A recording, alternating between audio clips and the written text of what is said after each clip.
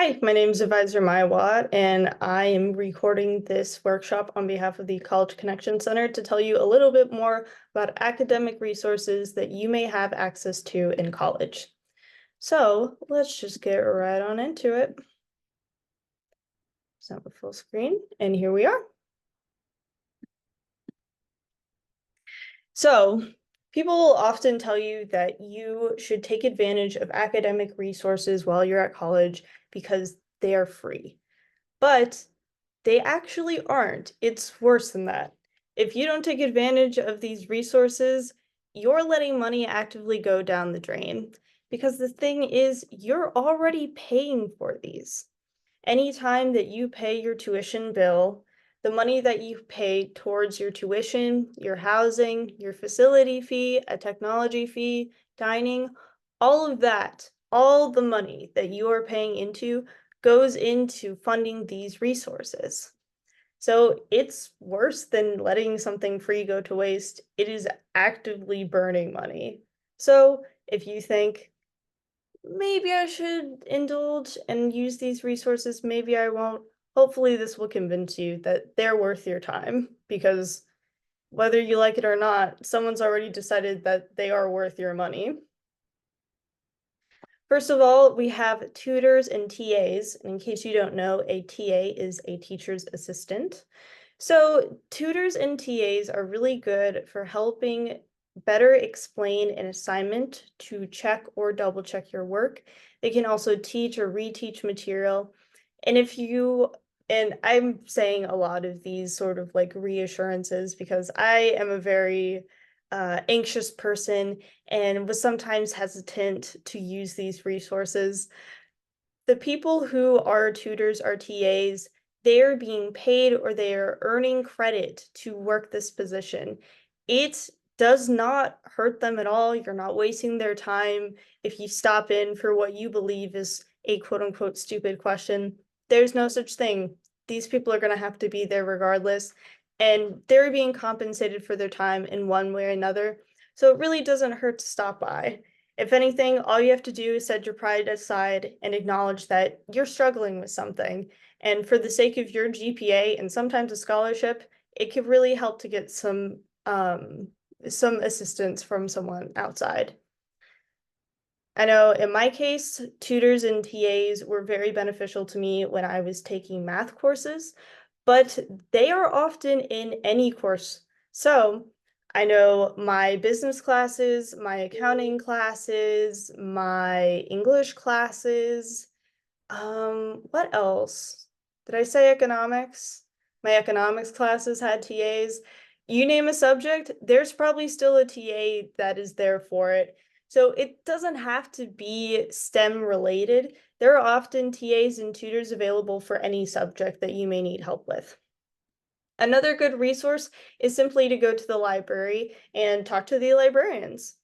For one thing, they can always help you find any references that you may need. I know in my case, my first English paper that I had to write for a college English class, they brought us down to the library and they said, you have to have at least one reference from a book or site or something that comes directly from this resource, just as a way of forcing us to work with the librarian and saying for the first time, how do I find this? And just better equipping myself to find things on my own and to work with librarians. So there could be a possibility that your college will do the same thing and you'll be forced to work with a librarian at some point. Maybe you'll just have the opportunity to seek out their help on your own, but they're very good. And like, I love librarians. I am in love with a librarian. Thank you to my awesome husband. And I just think they're the coolest places.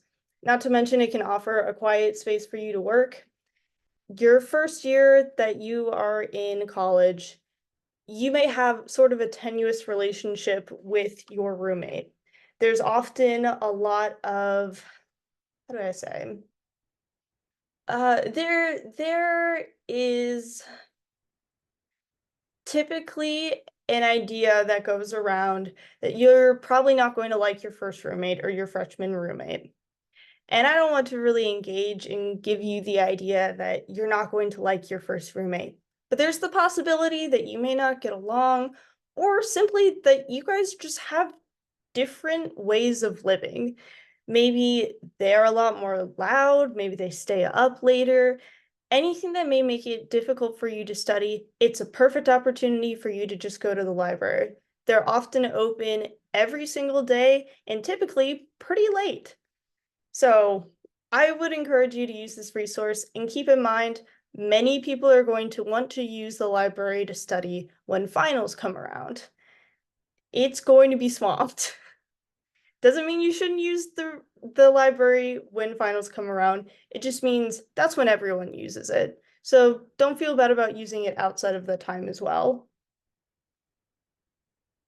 Finally, there are probably a variety of rentals available at your library that you weren't even aware of. Of course, there's always media like books and games and music, but sometimes there are also tools. Like I know that my my college's library had telescopes that you could check out, textbooks that you could check out. So if you couldn't purchase a textbook, you could just go in, check it out every week and scan whatever chapter you need. Very good, cost efficient. Highly recommend doing that. And then they also were able to rent out calculators. So my first few weeks of my accounting class, when I did not have the correct calculator, I went to the library and I rented out a calculator. So you'd be surprised the amount of things that you can get from a library.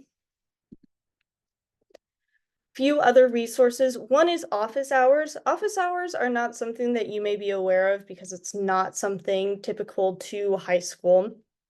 But when you're in college, professors have what are known as office hours, where they are required to sit in their office and be available in case any student needs further assistance. Whether someone shows up or not, they're always going to have to be there. So if anything, you should be motivated to seek out your professor when you need them, because otherwise, their office hours are going to be very, very boring.